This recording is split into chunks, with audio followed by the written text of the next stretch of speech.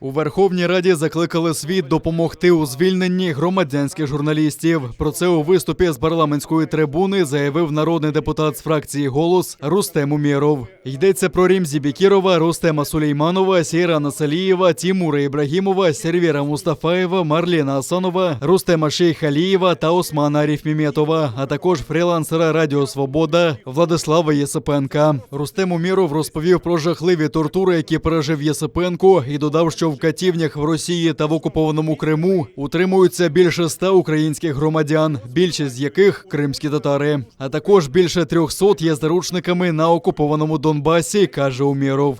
За кожним прізвищем чиєсь поламане життя, за кожним фото родини, які їх переглядають та чекають, коли їхній син, тато, дідусь чи коханий повернеться додому. Цим виступом я закликаю світову спільноту сприяти визволенню українських громадян.